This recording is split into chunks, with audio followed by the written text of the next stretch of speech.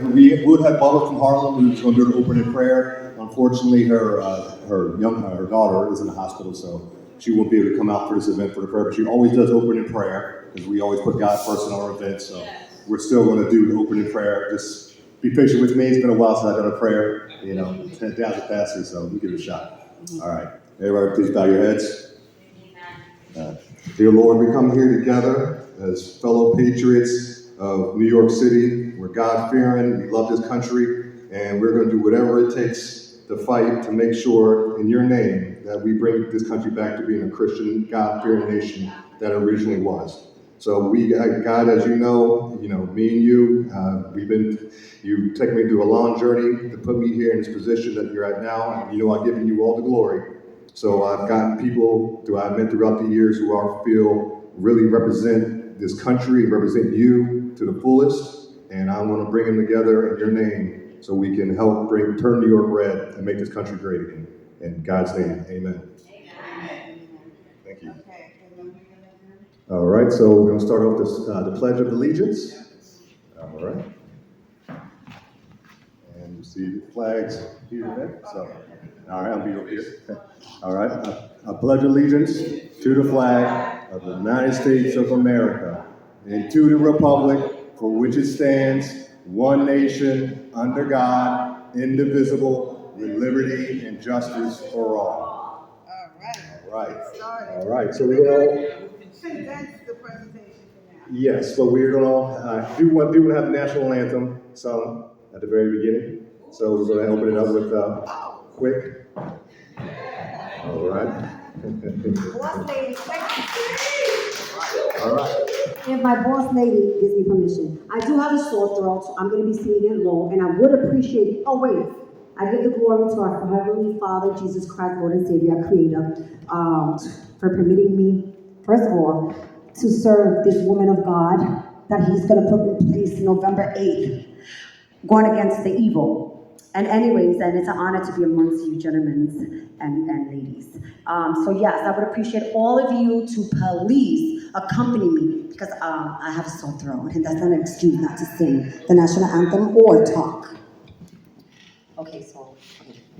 Oh, so sick can you see by the dawn's early light what so proudly we hailed at the twilight's last gleaming, who put stripes and bright stars to the perilous fight.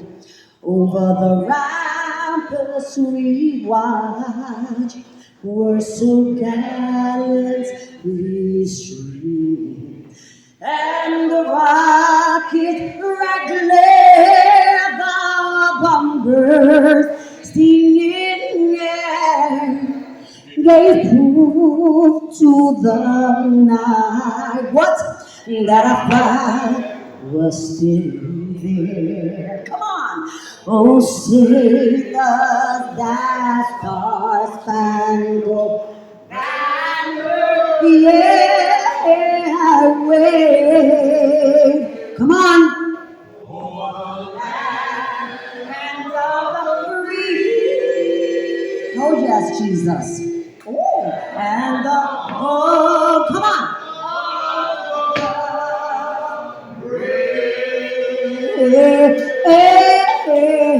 The glory to you, Father God. Tina, we love you. We're with you. Fuerte, strong. Thank you very much. No, Tina Forte, and then USA. Oh, what USA and then Tina Forte. My boss lady. All right. That's the way to open it up right there. All right. So, I understand that. That's good. Yeah. All right. So we start with the presentation here. All right, so we got a presentation here for you folks. So when you get a little second now, take a seat. Give you a couple seconds. No rush.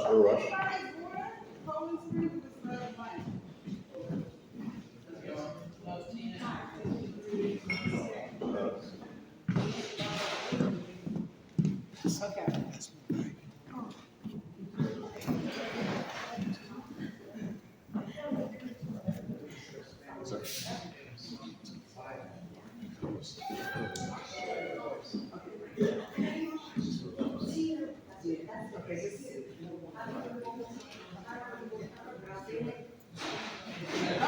All right, all right. We're going to get started now. All right. All right, so this first, I want to thank everybody for taking your time out your day this weekend to come out and support the CRA, the Conservative Republican Alliance of New York. It's very appreciated. All right, so let me just give you guys a little quick rundown about the Conservative Republican Alliance and how everything works with that. It was in 2018, I founded the Walkaway, well, I didn't found the Walkaway, Brandon Strock did, but I was a part of the Walkaway movement. Hold on one second, get this,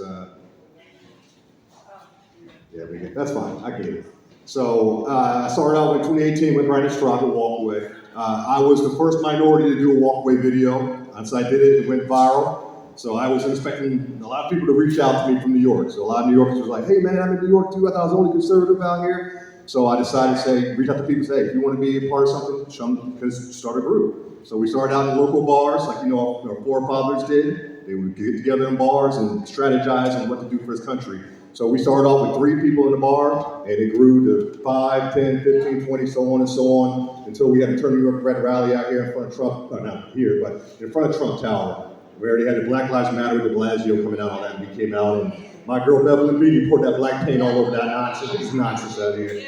Yeah, so we did the Turn New York Red rally the day before that incident, and she came out the next day and represented it for us. So, it's grown, it's been growing, and what I've gotten to the point now with what I want to do with the CRA is it's time to put action instead of just words. Because we see a lot of patriots, they got events, they do rallies, and that's great, and they yell to the sky, and that's great, but it's time for American people to come together so we can work together to bring change. And this is how we're going to do it. So, all right, so I explained how I started the CRA, and the reason why it's named Conservative Republican Alliance, I did that on purpose. I put conservative before Republican, because the ideology becomes before the politics. Because there's a lot of people out there who consider themselves conservative, or who are not even in politics. But that's why it's emphasized. Like ideology-wise, I'm conservative first, and then Republican comes after that. So if you are running for office and you don't put conservatism before the party, then I can't support you. You're not America's first candidate, in my opinion. So that's why it's Conservative Republican Alliance. All right. All right, and currently the Conservative Republican Alliance is the club in New York where patriots gather and share ideas on how to continue to advance America First values and agenda promoted by the 45th President, Donald J. Trump. All right, the real President of the United States. All right, and the goals of the Republican Alliance, our goals to do the following. Help improve the Republican Party and make it stronger opponent against the Democrats. To inform, educate patriots on how to become more involved locally with the communities through grassroots efforts, key grassroots efforts. Find and support candidates who share our values and agendas. Hold monthly Zoom and physical meetings to keep our members informed. Support and collaborate with other Republican clubs and connect with other New York City patriots. And today's agenda is we're going to be discussing the state of the Republican Party, become an election day worker, poll watcher, committeeman, district leader, the importance of registering voters as Republicans and helping candidates campaign, basic civics, breaking down local, state, congressional politics in New York. And we also have our guest speaker, Tina Forte. All right, Tina. All right, and now, question for the audience here. Could you name some New York politicians? All right, we got Lee Zeldin so far. Anybody else? Michael Henry. All right, we got Michael Henry. Anybody else? Vicky Palladino. All right, my girl Vicky. Political mom, I call her. All right. But we're going to go through the list for you. All right, we got Nicole Malikanakis as our House rep. We're working on them. We got Elise Stefanak as our House rep. Yeah, that's a good one. We got Claudia Tanay as our House rep. And we got Andrew Garbarino as our House rep. And of course, Lee Zeldin as our current House rep and candidate for governor. But we have others in the state assembly and city, but very few people know who they are. Yes, so very few people know who we are. So that's what we're trying to do, is educate people who they're running for office. Now, this meme you guys can see, you got the conservative next to the Republican, but the Republicans secretly holding hands with the Democrat behind closed doors. So that's what we're kind of against. We're against establishment Republicans out there. You know what I mean? We're rhinos. You guys heard the word, you know? And what we were trying to do right now is just bring in the new wave of conservatism that we've seen with the MAGA movement. Trump started that new wave of conservatism. You got young people, you got minorities, you got people with all religious backgrounds, you know, a few LGBTQ even, you know, everybody's a part of MAGA. So, and we the people, the American people. So what our goal is to unite these people together, and because we all have American first values. That's the key. All right, and what Republican Party, what's the problem? Number one, the New York City Republican Party is invisible. Who's in charge? It's a simple question. The perception is there's too much apathy. The party is not encouraging, galvanizing, or organizing their base to become politically active or get involved. Accountability and accessibility. There is very little action when addressing our concerns and little transparency on how connected to the party leadership. Incompetence. No social media pages, websites, how-to handbooks, and manuals to train or give info on volunteering for the party. And there is very, very little grassroots efforts within the 5 boroughs. It's totally banned. And that's what we're here to do, is work on that grassroots. And the conservative Republicans, we're partly to blame as well. We watch TV, YouTube, Rumble, listen to podcasts, join social media, attend rallies, and complain. Ooh. But we must get involved as volunteers of the Republican Party. It is our active duty. Actions speak louder than words.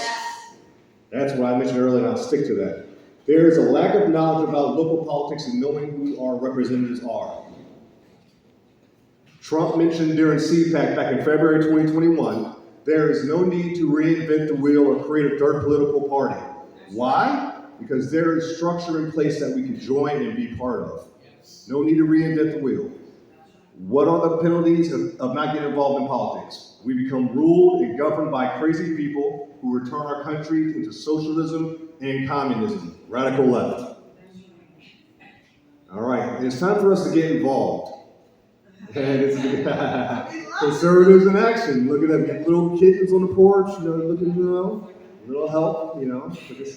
And then we got to get Democrats in action. It's a different story. You know who they look like. Now we mock the Democrats. We make fun of them. We call them all their betas, all the snowflakes. You know, we mock them, all this stuff like that. But what we don't realize, and one thing I realized from dealing with politics lately and everything like that, is they are a well-oiled machine when it comes to grassroots politics. They have been, especially here in New York, it's been decades they've been doing it, and if you watch them, they got it mastered. And we are just totally incompetent, and that's a huge problem. So they got that well-oiled machine, and what we got to do is we got to work on our grassroots here to get on that level. Yeah.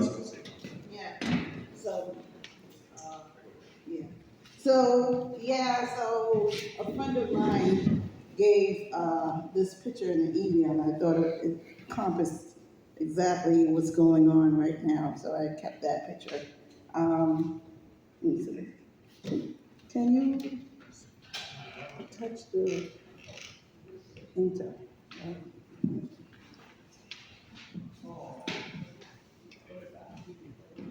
Oh, okay. So one of the things that we were trying to think of, what are some tangible ways that we can get involved here in the city? So I was a poll worker for about 6 years. So I'm going to just give you a little background on that. You could get paid to assist and accommodate the needs of voters on primary day and election day. And you greet voters with a smile and take them, make them feel comfortable and welcome, because they do have lots of questions sometimes. You treat voters with dignity and courtesy and respect, despite anything they say. A lot of times, people come to me and say little things about Republicans, but as a worker, we can't really say a party affiliation, right? So, but you just gotta remain professional with that. And you just make sure people are not denied the right to vote. So, there are a total of 7 roles, but 3 of these roles you can do if you're not affiliated in New York City with either party. So if you're a registered independent or a registered conservative or Green Party or whatever, these are the 3 positions that you can do. You can do an accessibility clerk. That's what I was doing for 6 years because I was a conservative, a registered conservative, so I couldn't work the tables or anything. So they are the ones that post the signages outside and make sure the entrances are accessible for voters with disabilities. Okay? You got interpreters, if you can translate and speak another language. One of the main languages in New York City is Spanish and Chinese, Mandarin. I think they can use any language actually, so it's just a quick, easy way to make money. Information clerks. Those are the tables, that's the first table that you see when you come into a poll site. They are the ones that direct you to the table to get your ballot. So they would look up your address, make sure you go to the correct ED80 table, and this reduces the long lines and confusion. If the voter needs to be redirected to the location of their correct poll site, they give them a slip, and then they would have to be redirected to wherever they need to go. So I know I'm not supposed to be taking pictures inside the voting booth, but this was a poll site that I worked at this past June and August. And this is the information table. So as you can see, you see a little box there to the left, far right-hand side, right? It says vote New York City. Okay. But anyways, that's where the information clerk would be at. And then the rest of the tables would be where you get your ballots, right? So if you are a registered Democrat or a Republican, you can be these three positions. The BMD Privacy Booth Inspector. They assist voters who have visual, hearing, and mobile language disabilities and use devices to fill in the ballots. So anybody that has a disability, they would use these big machines here. This is the main position here, the ED table inspector. These are the most important people because they are the ones that give out the ballots. They verify your name, address, and now you guys know that they have an election card, right? They don't no longer require state ID. So on the election card that's red, white, and blue, it's just your name and address. So technically, with this, if you are around my age, someone can vote for me and you wouldn't even know it because you don't really have to prove your identity, right? And then you have the whole female, male thing. So the thing is, they want everyone to vote. There's no need for IDs at all. There's no need for IDs. So they do have your address when you put your name, but they give voters the ballots. They give you the voted sticker after the voter signs in, and they give an affidavit if there's special circumstances, like for some reason you demanded an absentee ballot and you can't vote, so they'll give you an affidavit to fill out instead. Then you'll make your way over to the scanners. Again, these three roles, you have to be a Republican or a Democrat. Why is this thing tough? Yeah. Yeah, let me go in a little closer. Yeah. Okay. There we go. Yeah, it's the wall. Yeah, make voters wait in line until a scanner is available, provide assistance. Scanners, after the voter finished scanning, they take the little sleeves back to the table and they troubleshoot the scanners if under special situations. Let me see. Each year, all election day workers have to attend a class and pass a little exam that is like 10 questions. Yeah, so the three positions in which you are non-affiliated party, those quizzes have 10 questions, and they're pretty easy, it's open book. The other three positions, those are about 20 questions, so they're pretty easy.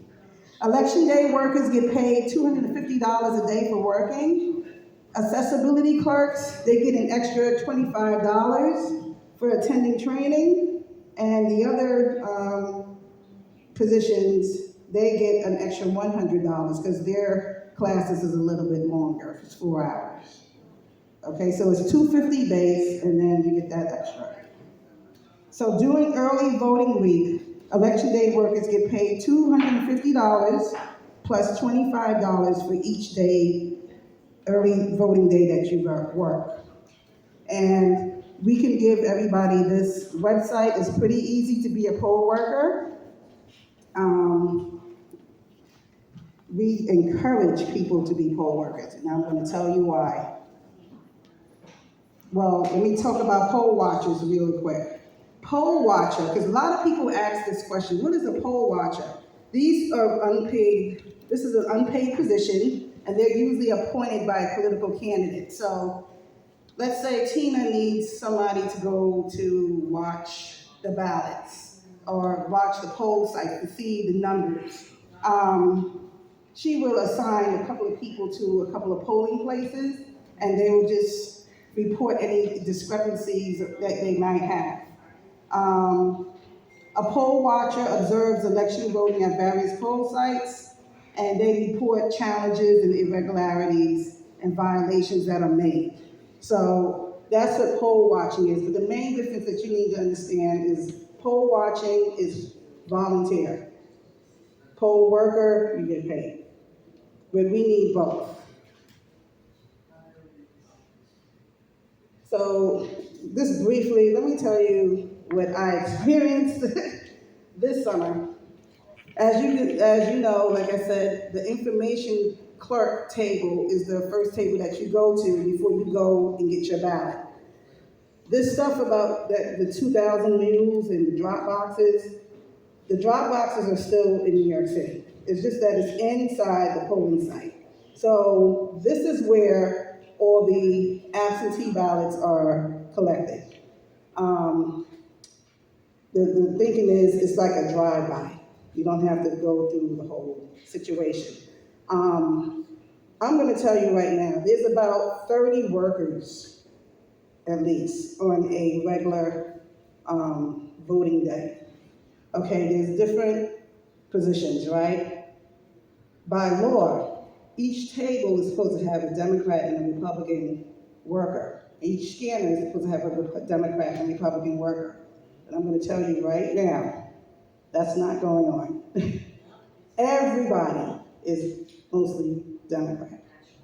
Okay? So this is why me and Chris, we're going to keep pushing this. This is the easiest way that we can get involved, and you get paid.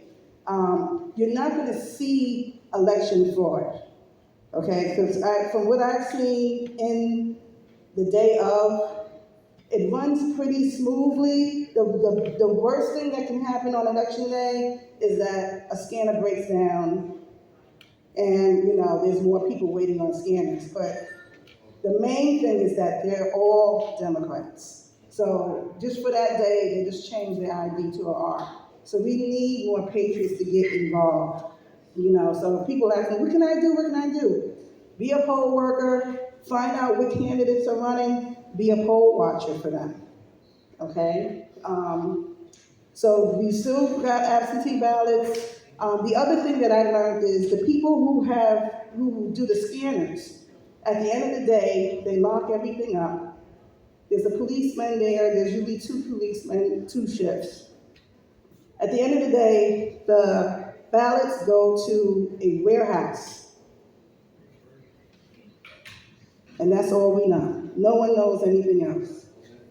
Okay, so as you know, who counts the ballots is the most important thing, So that is kind of like, there's a lack of transparency here. And that's for both parties. I mean, but we think about election integrity. You can complain about election integrity, but the thing is, what can we do about it, though? You know what I'm saying? I came up with maybe 3 things. One of them is the early voting. I worked 10 days. I got close to $3,000. okay, before taxes. Okay, so, but for 10 days in June, I think we had like, not 10 days, it's 9 days, it's 9 days of early voting, and the primary day is the 10th day. We had 800 voters. So the turnout is not that great. And it's not worth the money that for like 30 people in a site, it's just too much. Okay, so that's the first thing. We can rally behind decreasing the days of early voting from maybe 10 to maybe 1 weekend. Because to get rid of it completely, I don't see that happening. I mean, we prefer 1 day, but it's kind of hard at this point. We can at least compromise and decrease it from 10 to 3 or so, something like that. But 1 weekend is enough. A lot of people didn't even know that about primary day. They didn't know what was going on. We would get an average of 80 to 90 people a day. And that's not, to me, worth it. Oh, last thing about the warehouse. So that's what we need to figure out. There's a warehouse on 34th Street. Every borough has a warehouse. So I found out about it from the coordinator. The coordinator is the person who is in control of all of the positions. He told me that I could reach out to the Manhattan Borough office and probably work after the elections to count the ballots. They only select a certain number of people. Yeah.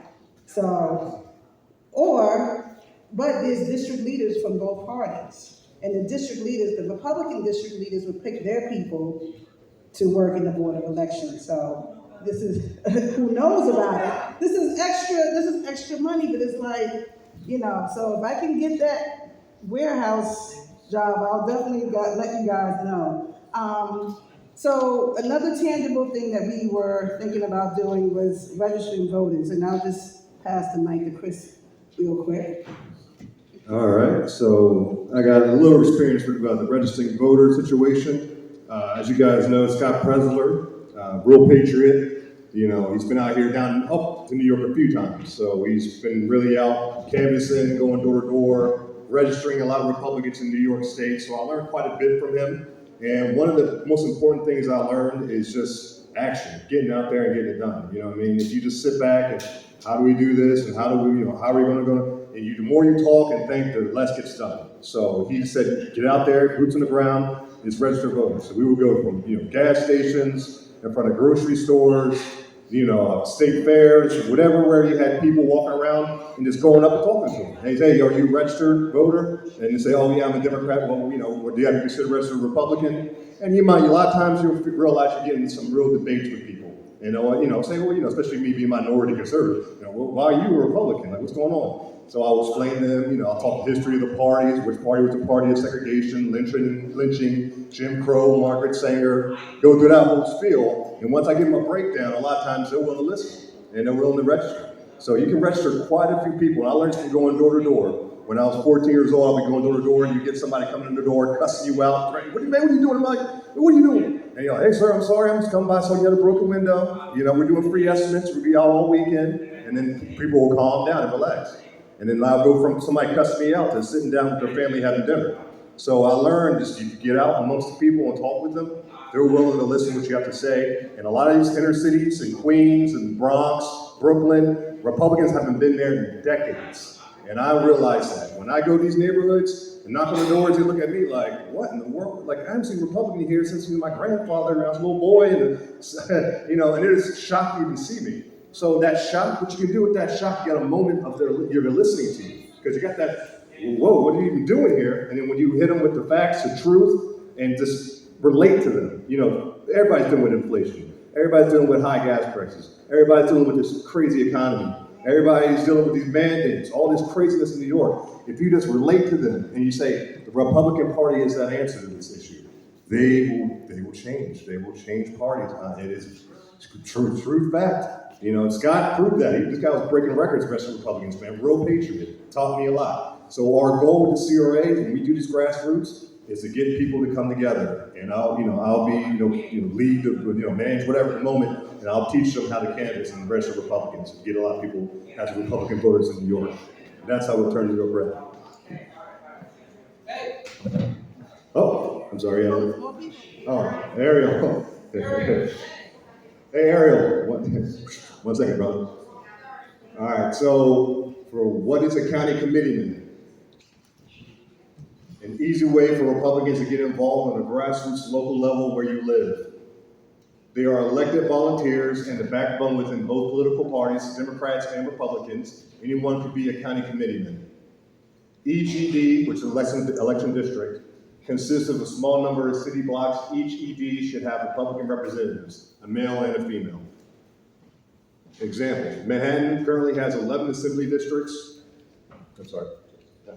Manhattan currently has 11 assembly districts. There are 870 ED positions within 11 assembly districts. That means we should have about 870 committeemen serving the party.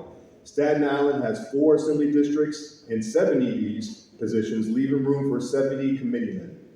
So, and in addition to that, every borough have a bunch of assembly districts, and there's 5 times that of ED. So, like for instance, Queens have, I think, 23 assembly districts. So they have like 2,200 slots for committeemen, okay? So just to give you an idea of that. All right. All right, this is the next slide? All right, and what? Sorry, I had the bottom line. There are direct link and a liaison between the political party and the voters within the neighborhood. They speak on behalf of the constituents and say what's going on within the party. Think of it as being a community activist. What is a district leader? Each assembly district should have 2 Republican representatives as district leaders, a male and a female. They are in charge of the county committeemen. They make up executive committee, which is the top leadership body of the Republican Party on the primary ballot. District leaders are called state committee members because they also serve on the New York Republican Committee. District leaders are up for the election every odd number year in the June Republican primary. But many voters have never heard of their district leaders because they don't appear on the ballot if one challenges them, which is a big problem, Now, district leaders play a major role in choosing judges, staffing the New York City Board of Elections, and writing the rules for governing our local party. They also elect the chairman of the Republican Party, aka the party boss. The chairman determines the party priorities and spending. Why become a committeeman or a district leader? We need to create a conservative majority to run New York City Republican Party. The majority rules. Get involved by making direct decisions about the party's platform. Choose and elect endorsed candidates for the Republican Party. Help candidates get into ballots, door knocking to get signatures, register voters, what I just talked about. Voting outreach efforts, distribute literature to market and promote the candidates within the community, electioneering on election days. Fundraise for the Republican candidates and the party itself. Unfortunately, a vast number of these positions are left unfiled. Unfilled. Oh, geez, unfiled. I said unfiled. Positions are left unfilled. This possessed problem because we are participating in the decision-making of the Republican Party. We are always out of the loop, which is a problem. We got to get in. It's time to get in. We the people. All right, so you must be a Republican. This is how a committee and district leader works. You must be a Republican to be either a committeeman or a district leader of the Republican Party. These positions are volunteer positions within the Republican Party, and they go up every 2 years. You can simply fill out an application of the Board of Elections office in your borough. No campaigning or fundraising need to be done. Just get signatures to get nominated during the primary election season. Your signatures must be from Republican voters only. Must be Republicans. That's very key. There are many vacancies within each county of the Republican Party. You need to be voted in. The majority of the time, you will run uncontested. Once you show interest, either in a district leader, you can nominate, your county chairman should endorse you directly. You can be endorsed directly if you can't get any Republican votes. That's what we're trying, that's what That's what we're you're told, trying. right. That's the Right. Yeah. Okay, so you can be endorsed either by the district leader that he talked about, you can be endorsed by the district leader or the Republican Party chairman. But Getting votes. to be a committeeman or a district leader for 2 years. And the Republicans, our season to be elected is during the odd years, okay? Democrats, their election cycle is in the even years. So we need, if you know anyone, we need people for 2023, okay? So if you know anybody who wants to volunteer for the party, really it's about helping the candidates. Because if we don't have people supporting us or, representing us, we gotta start from scratch, from the bottom up. Because the way it's working is from the top down. And that's not working for us all these years, right? So we gotta do bottom up. Okay. Or I like to say, we gotta clean house from the crawl space to the attic. That's what we gotta do, from bottom up. All right, so Republican Party chairman in each borough. Our leadership, the Republican Party committee chairman by borough. Bronx, we have Chairman Mike Rendino. You got his email there as well. For Brooklyn, we got Chairman Ted Gora. Manhattan, we have Chairman Andrea Casmestides. I know if I can't pronounce her last name too well, but y'all know who she is. And the Queens, we have Anthony Annunciata. There we go. I said that 3 times fast. All right. So in Staten Island, we have Chairman Anthony Reinhardt. And yeah, so the thing is here, some people know what's going on behind the scenes, but we are trying to get people to at least be a volunteer at the most basic level. That is very simple. It's very simple to be a committeeman. I think a committeeman, you probably, do in a month, 5, less than 10 hours of anything. Because we were looking for people to do something 365 days of the year, not only all hands on deck during the election cycle, okay? Because the Democrats are working 24/7 around the clock, and we need to get to that level. The other thing is, there's a lot of us here. It's just that what me and Chris is finding is that they don't know what to do. We don't know what to do because you're not told what to do. So this is the most basic level. These are the people that you're supposed to contact in your borough. But if these people do not respond, these are the leaderships of each borough. If they don't respond, this is where we're gonna have to take action on what's the next step. Because you have to go through these people to really get in there. So I'm gonna tell you right now, it doesn't seem like they would be cooperative, but we're gonna get there. We need the body, we need the numbers. Because if you knock and there's too many people knocking and they're not getting through, we're gonna have to do something about that. And we'll take it to the next step, but we have to work with whoever's in charge. Because we cannot create another party. We can't do a third party, a libertarian party. It's not going to work. We have to work with them. I'm gonna tell you something also that we have to understand. The Democrats, if you look at the progressives, they did not create another party.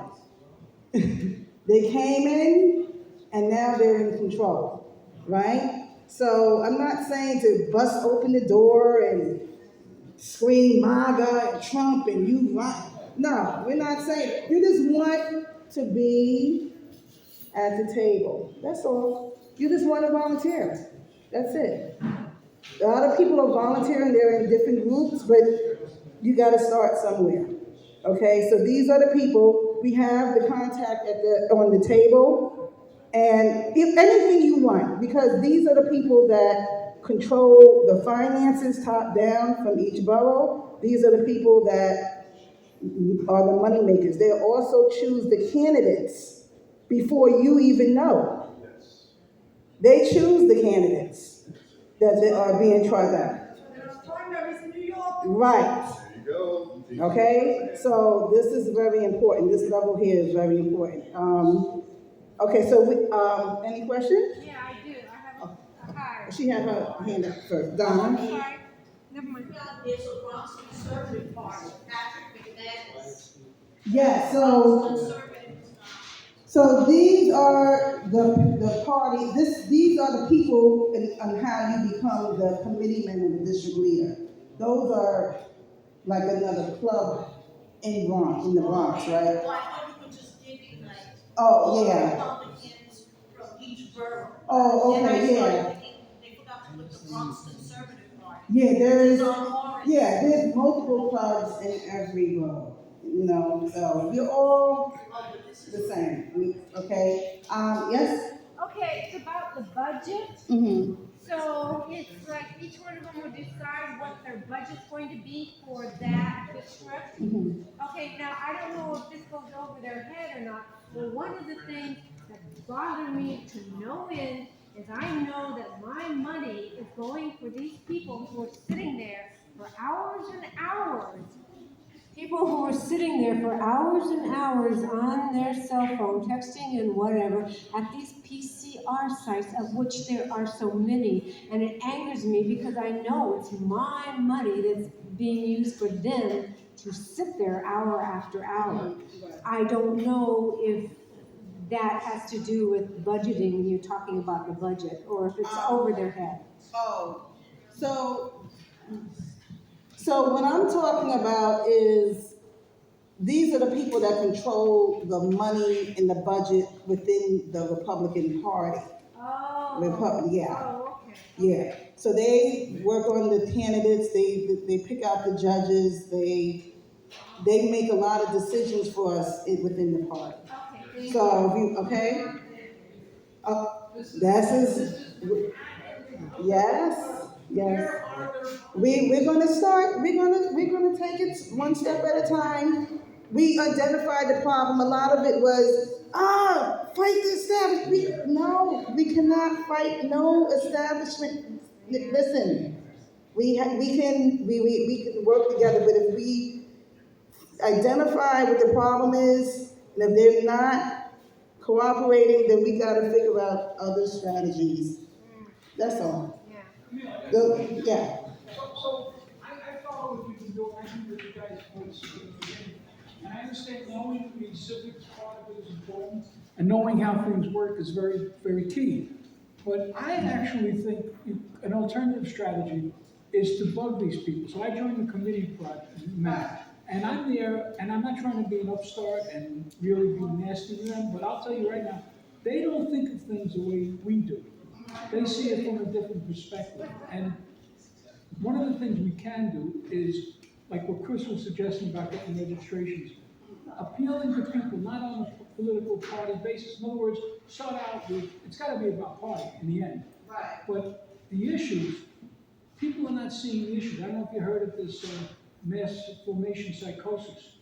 And a lot of people can't see what's going on. They can't see it because they're indoctrinated, brainwashed, whatever you want to call it.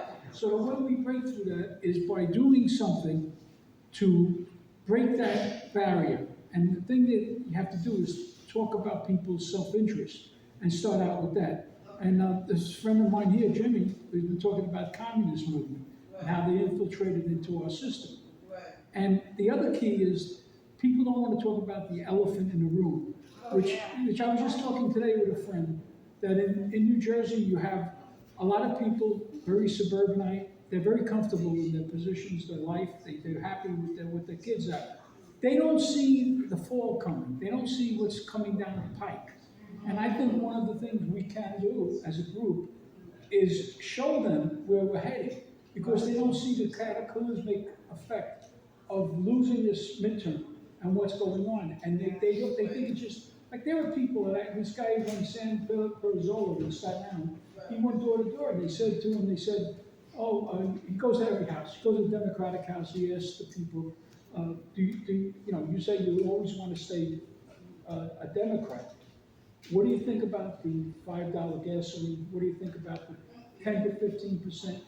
And this is part of this mass formation psychosis.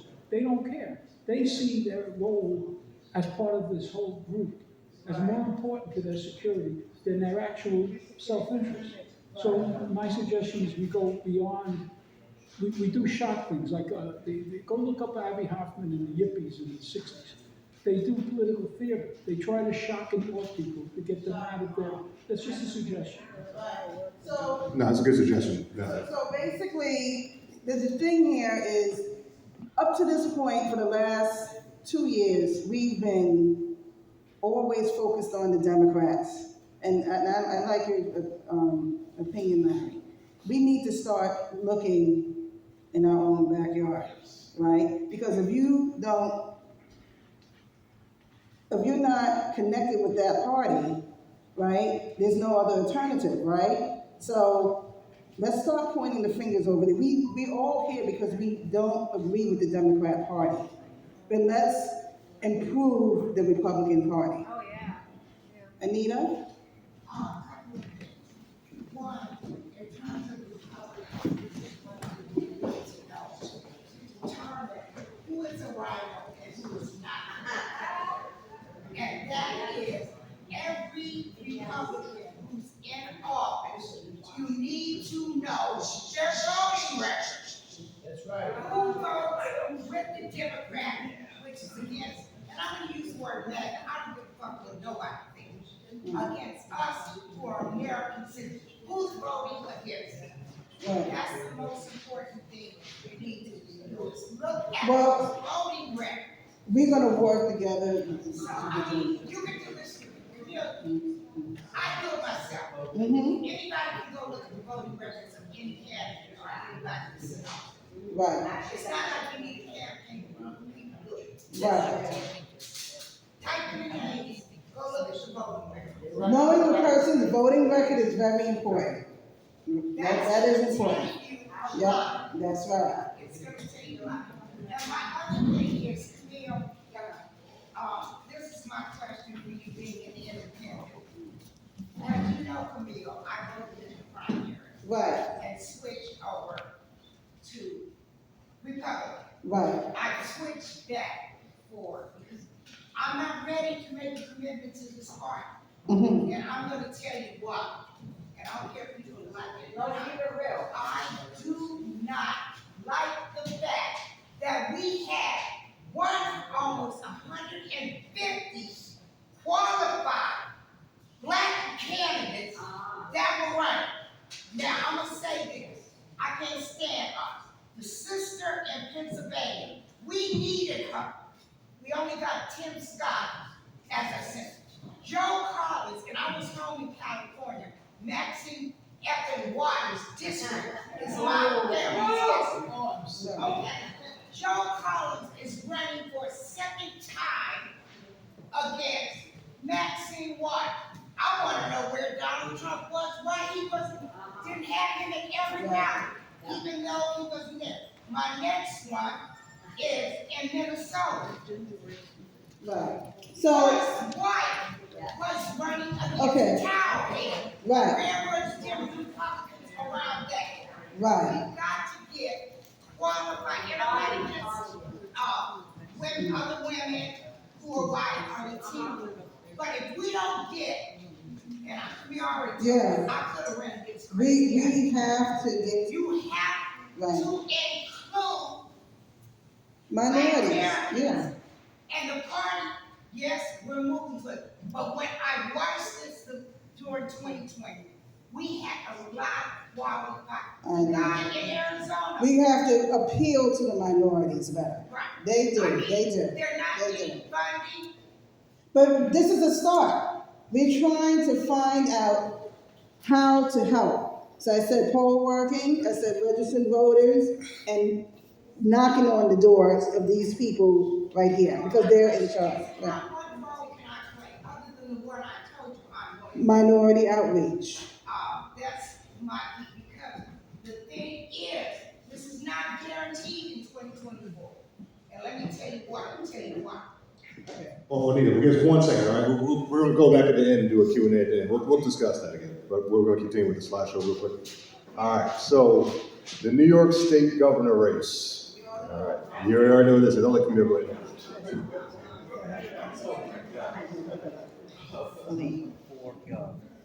So we want you to look at this map really quickly. This is the 2018 governor race in which Andrew Cuomo won. Can you see this map? Can everybody see this map? I do. Can everybody up there by the food see this map? I see it, everyone, I'm sorry, Can you see this map? Yeah, you gotta see. Yeah, come sit over here. Yeah, Thank you, you guys are awesome. yeah. So Andrew, what's his name? Cuomo. Andrew Cuomo won the state with just 14 counties. I just want you to glance at this for a second. Okay? This is what we're up against. So you see the blue here. One of the differences that I can see that maybe we can make inroads into Staten Island and Long Island. I'm not sure about the city, but I guess, a lot of people, especially from a lot of groups, particularly Medical Freedom, they ask about Zeldin a lot. And I'm thinking Zeldin is trying to work upstate New York to try to flip those counties right. Because I think New York is heavily Democratic. D plus 25, 30, 40, 50, 60. It's really hard to flip it here. So, we got our work cut out for us. Yeah, okay. Let me see here. What did she say? What did this girl say? Can this play? No, what she's saying. No, you just can't hear it. Oh, you can't hear it. Okay. Well, this is when she was talking about get out of New York. Okay, all right.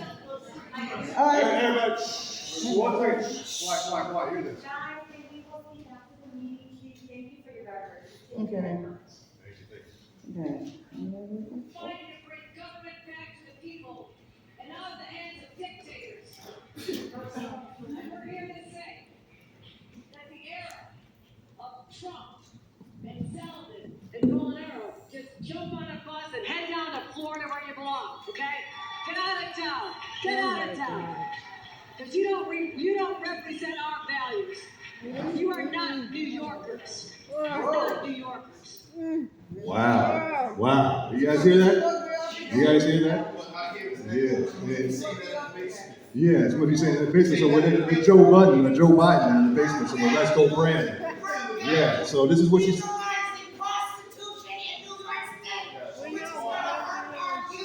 Yeah, so this is why we're doing what we're doing, because we got to take care of these psychos that on the radical left, these socialists that are trying to take over the state and take over the entire country. That's what we're here to do. Also, so this is about, we have a lot to do. We're here supporting Tina. She's going to be running in Bronx, Queens, as a Republican candidate.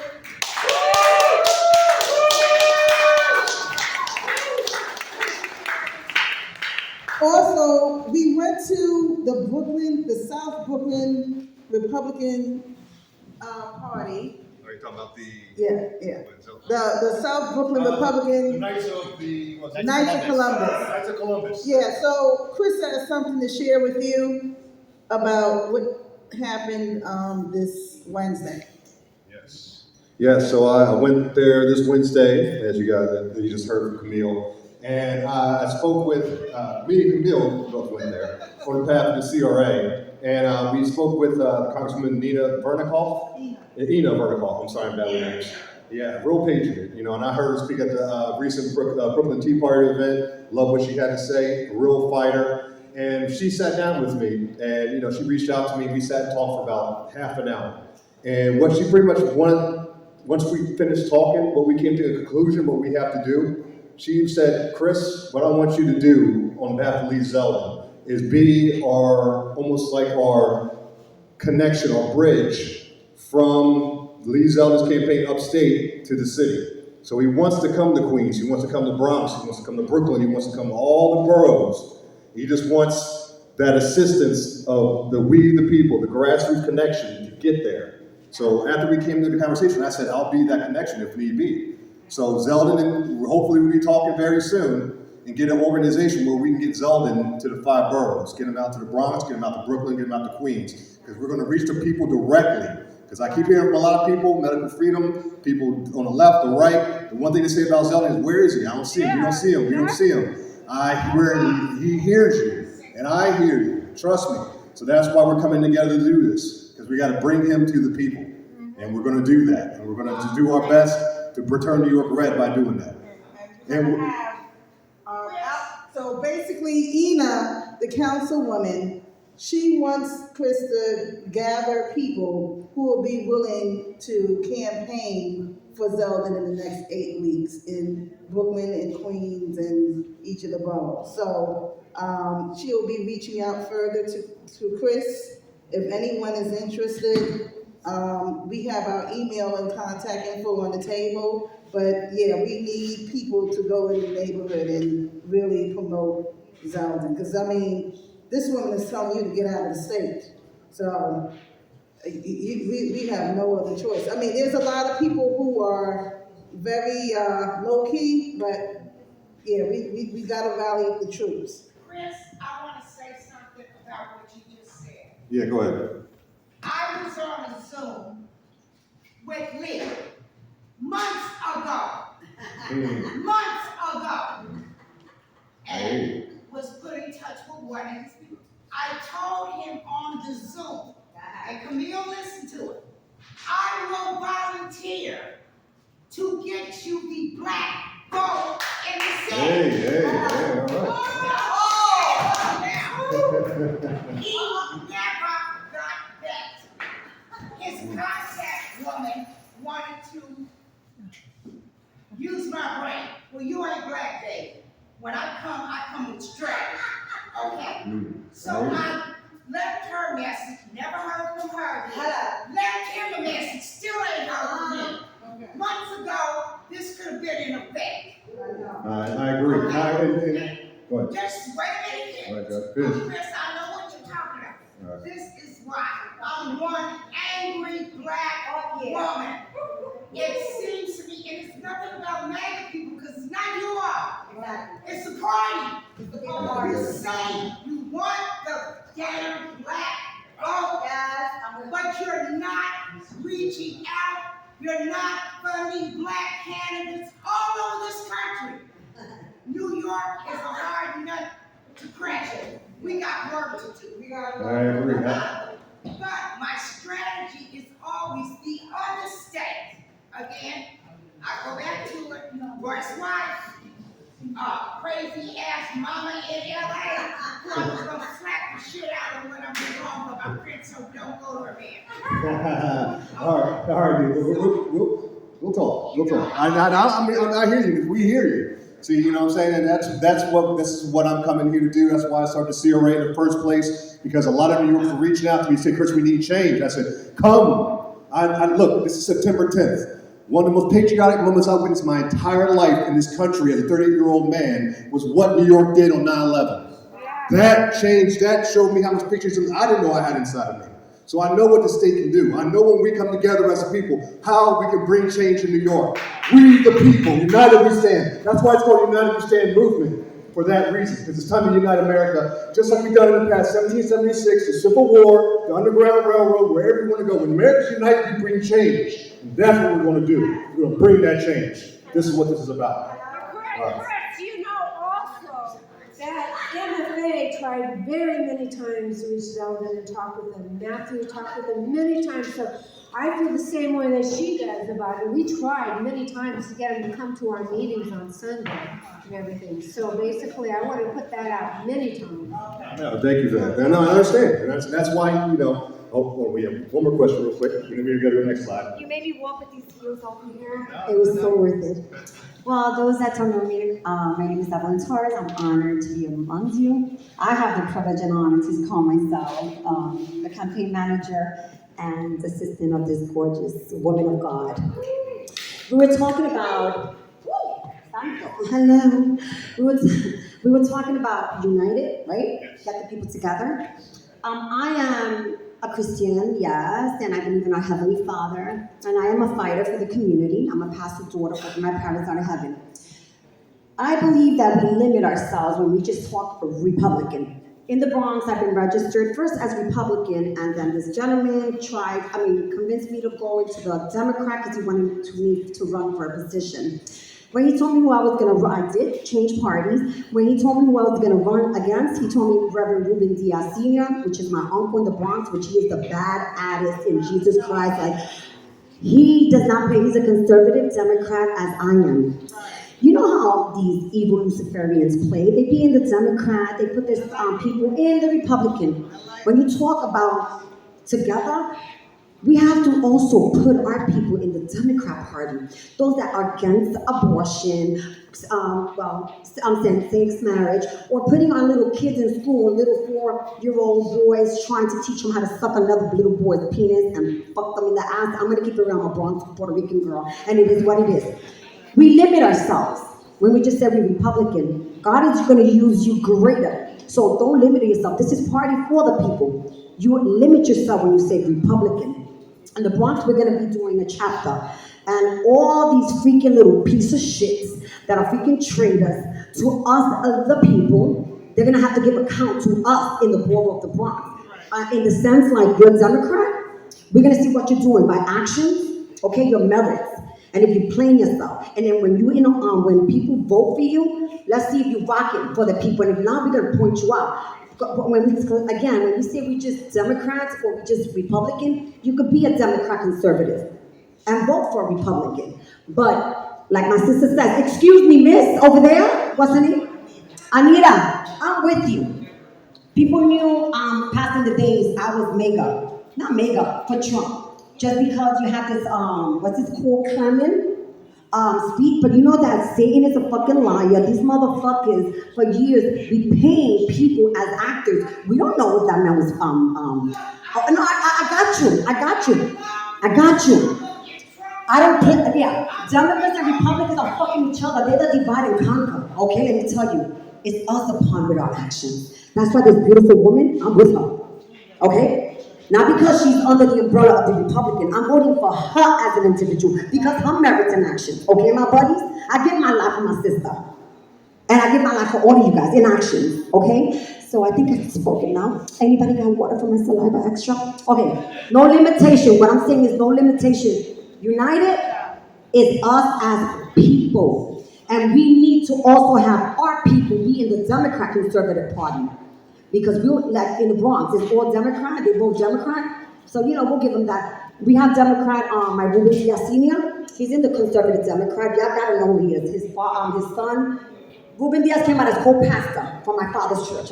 I'm a PK, a pastor's kid. Both of my parents are in heaven. And his son, Ruben Diaz Jr., was Bronx Bowl president for 8 years. So I said, no limitations. Have our people, the Luciferian motherfuckers are doing it.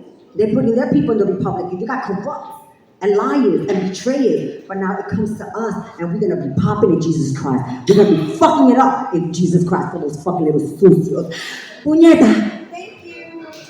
There you have it. There you have it, folks. There you have it. So that's that's one thing that I say. When I do say united we stand, it's not just Republican, it's not just conservative, it's America first. If you love this country, if you're God-fearing patriot, you're on my side, man. This is about uniting. When Americans United in the past, they didn't unite and say Republicans United and call it did 1776. Democrats united and did civil rights for blacks. It wasn't that. The American people united and brought the change. So we're doing what we're doing, when we reach out, we're going to inner cities, these neighborhoods, we're talking to minority communities, all religious backgrounds. We're going to be relating to these people because they're going to see people that they can relate to, that look like them, that sound like them, talking to them, and tell them about conservatism. So it's like, this is what we're going to do. This is how we're going to do it. We got to bring the people to the people, and that's how we're going to bring the change. So that's the goal. United we stand. You know? Okay, and we're gonna let Tina talk, and Jimmy. Okay, so I'm gonna run through this real quick. Okay. Okay. So what are we doing? Yeah, we're going to go. Like I said, we had to shorten the slideshow for the event because I explained earlier. But we do have a couple guest speakers that I want to have say a few words. You guys gotta keep it brief. We spoke in the past, but Tina's our main speaker, so I'm going to come up now, say a few things.